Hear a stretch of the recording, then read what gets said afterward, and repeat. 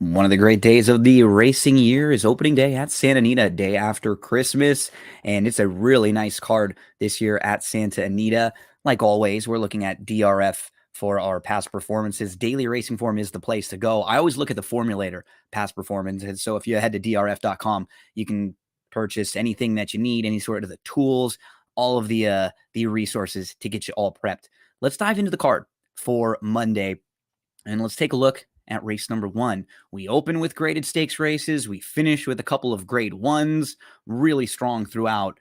As Blitnikov, very logical, top tier type player. This guy is going to sit back. He's going to launch. He's going to come running. There isn't that much early speed in this race. So the 7 is a major player in here, Sumter. This is a horse who has a big chance to try to stretch out and steal this race on the front end. I'd imagine they're going to get aggressive with him. So 1 and 7, very logical players. The horse that I'm looking at to try to key some of my exotics around is the number 4, Time to Party.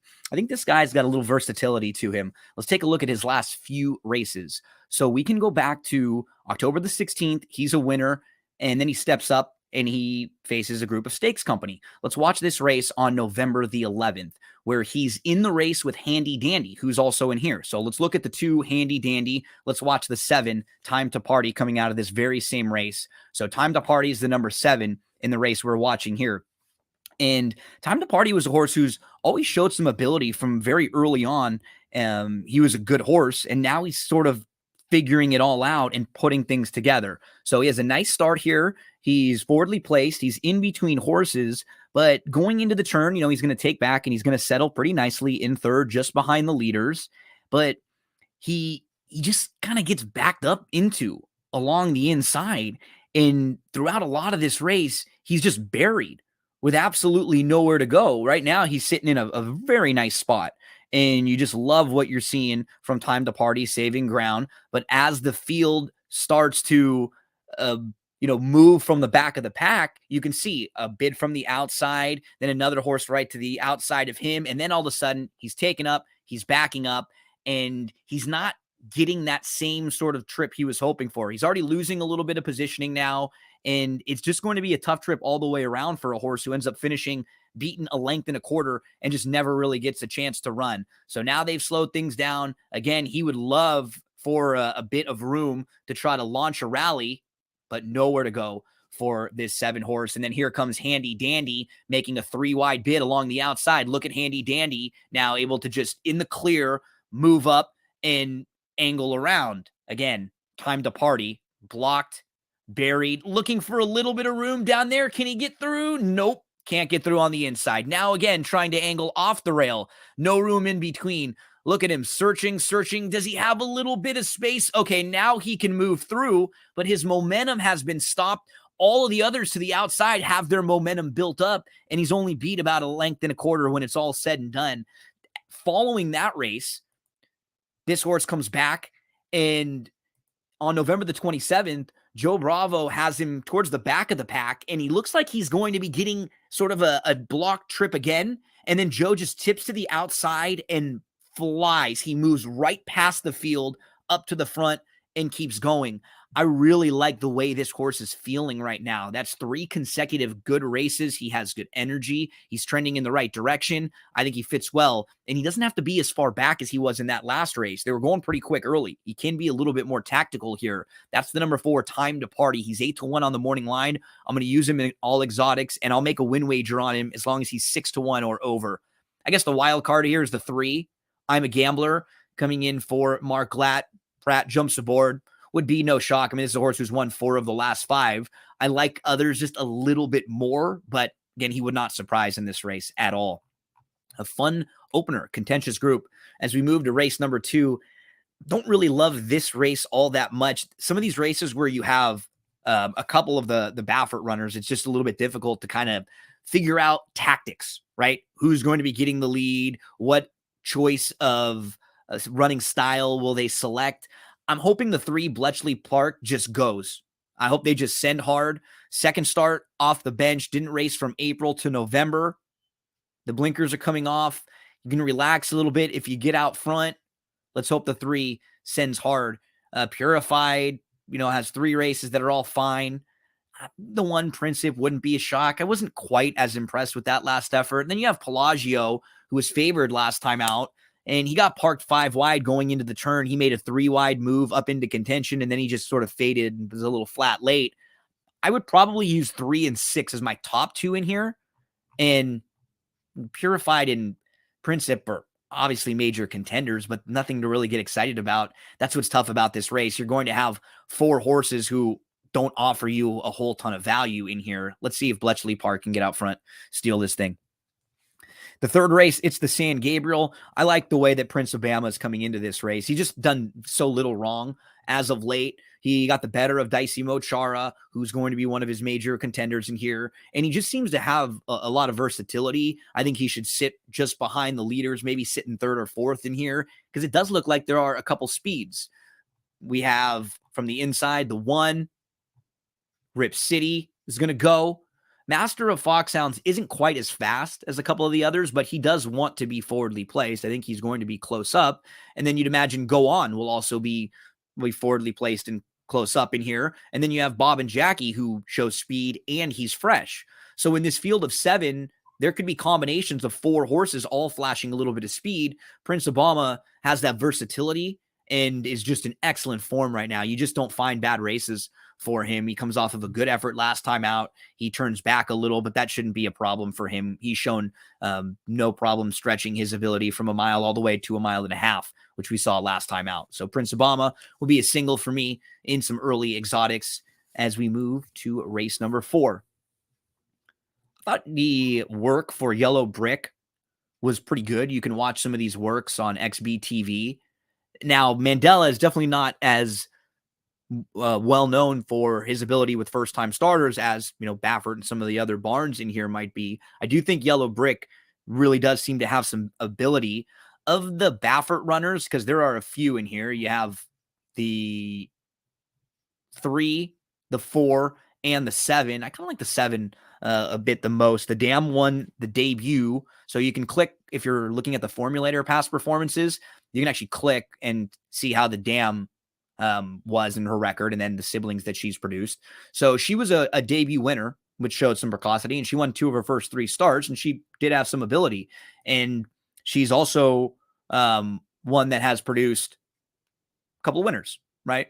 So you want to see some success from the Dam, some precocity, and look, one of these was a horse who was a winner first time out of the box.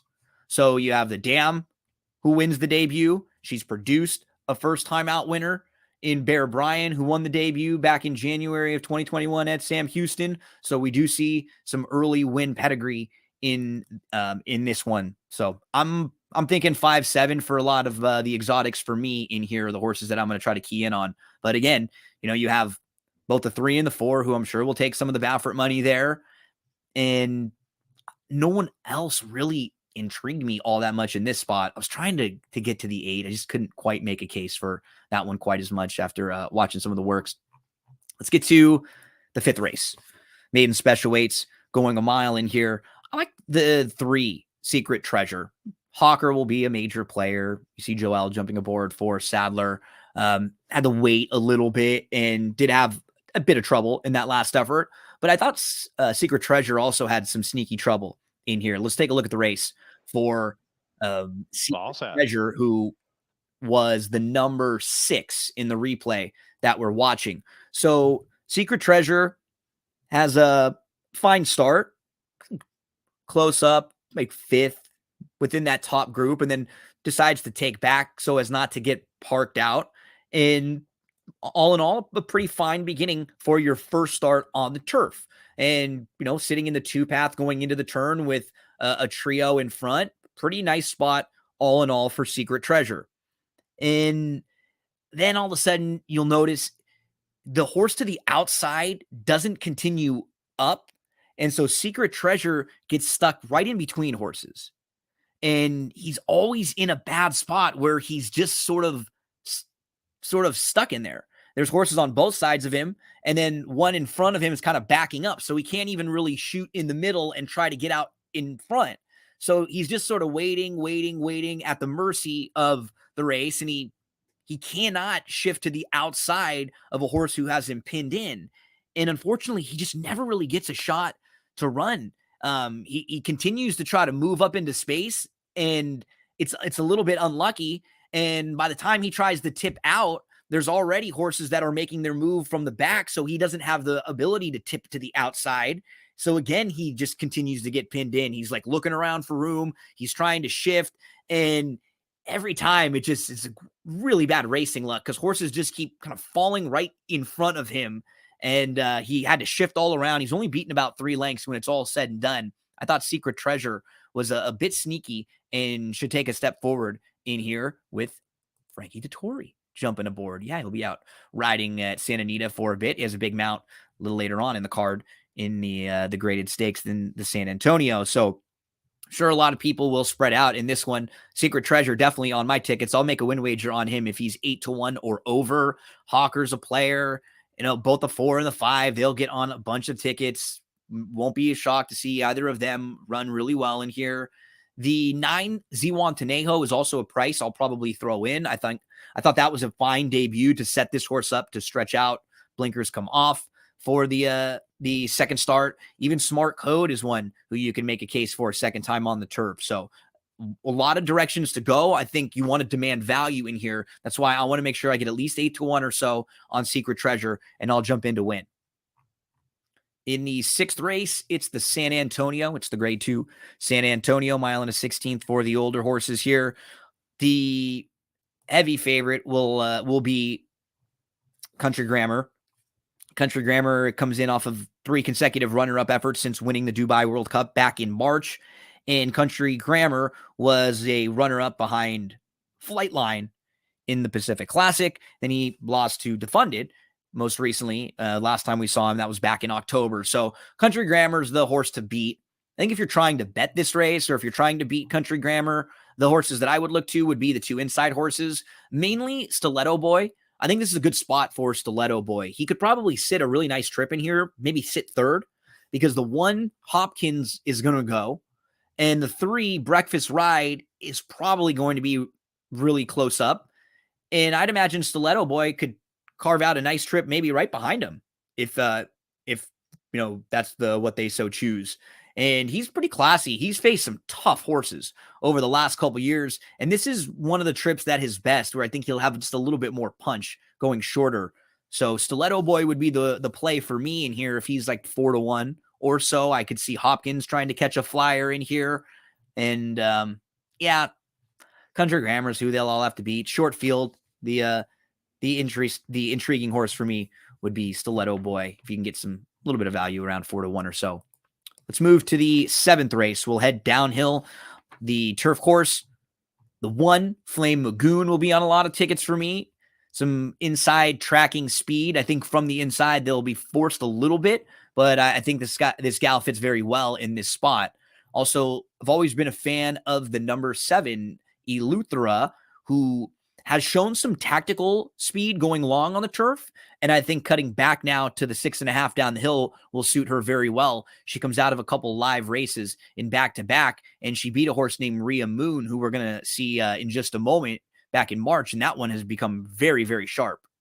Big Beauty will take a bunch of money in here, and then the other one to the outside is the 11 True Patriot, who I actually think cutting back, she has a nice little burst in her, and this should play nicely to her. She can just kind of launch that late run as they turn for home. I think she'll come from the back and come flying late. Let's move to the 8th race on the 11 race card. It's the grade 1 La Brea, 3-year-old filly, sprinting 7 furlongs on the dirt. You have the 1 Under the Stars, Baffert trainee. You have the 3 Ganadora, Baffert trainee. You have the 4 Midnight Memories, Baffert trainee, the 6 Fun to Dream, and they're all players. None of them would be a shock in here. If you're looking to go against any of those, and one horse that I will be using in a lot of my exotics is Awake at Midnight. I think the sprint distance is where she's best. She's going to cut back. She can sit off from the outside, and it'll give her some options. Her 2 victories in her career are at 6 furlongs and 6.5, and a career best buyer actually came at 7 furlongs. So I'm expecting her to run well in here. She's defeated Under the Stars and run well against that one before. We saw her hold her own against Fun to Dream a couple starts back, and she wasn't completely dismissed against Midnight Memories on October the 2nd. And I think this is the better trip for Awake at Midnight, cutting back to the sprint. So she should be able to, have the opportunity to turn the tables on that one at a different distance. Let's give the 8 a look in here at anything around like 6-1 or so. She's 8-1 on the morning line. We use the 2 Hot Peppers and the 4 Midnight Memories, probably 2, 4, and 8 for me in a lot of exotics. Nothing too creative in the 9th race here. Ballet dancing will be very logical. Will take a lot of money coming off of a troubled trip last time out. The blinkers come on for this gal who's been a little bit unlucky. She has had some trouble and she is due for a better, smoother journey. The 6 horse also is one that I'm expecting to run a lot better in here. Second start off the bench, putting 2 together, coming out of a productive race, and did have a little bit of trouble in that one as well. And the 9, not a win machine. She could sit a pretty nice trip in here. Maybe she can get the jump on some of the deeper closers and just fall into a good spot. She's run into some sharp horses as of late, like School Dance and Rhea Moon. So I'm going to give Glen All a look also. We'll throw her into some late exotics. So I'll have 3, 6, and 9 in a lot of places in that 9th race. Let's move to the 10th race. It's the grade 1 Malibu, 7 furlongs. The 1 Forbidden Kingdom will be flashing some real good speed from the inside, but there is some other speed in here too. Like Messier, he's not quite as quick, but I think he's going to be forwardly placed. Apprehend might get caught kind of in between. I'm not really sure what trip to expect for him. Nakatomi will try to sit a little bit, and Hoist the Gold will try to launch from way, way out of it. Taiba's the class, and he's the horse to beat in here. Perfect Flight will press a bit. Strava will probably set a pretty good trip coming off a good effort in the slop last time out. The 9 Straight No Chaser will be flying early. And so I think with the inside speed and the outside speed, that'll make it a very, very contested pace. Taiba's the horse to beat. The one that intrigues me a little bit is Hoist the Gold with Joel jumping aboard. 7 furlongs should fit him really, really well. He was behind Gunite and Elite Power in some of his recent races. Like, he's been in some good races behind some nice horses that probably just had a little more speed in those races and were able to get the jump based on their trips. In here, if he sits the type of trip he had on November 21st, where they just take him way back and launch, he should come running. Joel is one of the best finishers in the game. I think Hoist the Gold comes flying late. I will be using him in late pick 4s, pick 5s, and some of the multi-race exotics. Let's finish up with the grade 1 American Oaks, a race that has 7 last out winners, a sharp field lining up for this one. And one of the sharpest is Rhea Moon, who has won 2 in a row, has won 3 of 4. And she got in a little bit of crowding early on, but she just really nicely backed out of a tight spot, sat 8th, but she was only in like about 3 to a 5 range off spot. And when asked, she just tipped to the outside and moved in contention and just blew right by. It was very good. She's in awesome form right now, and she keeps moving forward, and she should save all the ground from the inside. Sparkle Blue, the 2, that one is a player, no doubt about it. The 5, Bell Street Bridie is going to take a bunch of money. She sat a really nice trip, kind of a soft spot, though, when she won in that race, and I've really no knocks on her at all. I just like 1 or 2 others at their price better, but she's in the mix for me. I'm not quite as interested in the 6, Miss On Scene, who I actually played last year in the Breeders' Cup Juvenile Fillies Turf. I haven't been all that intrigued by her year this year overall, and I think she may get overbet a tad. Skims will be in the mix for me all over the place. It's a good spot for Skims, who ships out here for Shug. The 9 is also one that will take a bunch of money. I'd imagine Solomon or Chad Brown and Pratt, they've won 3 out of 4. So another really fun, contentious group on what looks like a good card opening day at Santa Anita. 11 race card, couple grade 1s to finish things off. Anytime you need help playing the races at Santa Anita, come give us a follow at It's Me, Gino B on Twitter, or check out That's What G Said podcast, because we will have some coverage of Santa Anita racing every day of the Santa Anita meet that opens up on Monday, December the 26th. Best of luck. Anytime you need help playing the races, head to drf.com.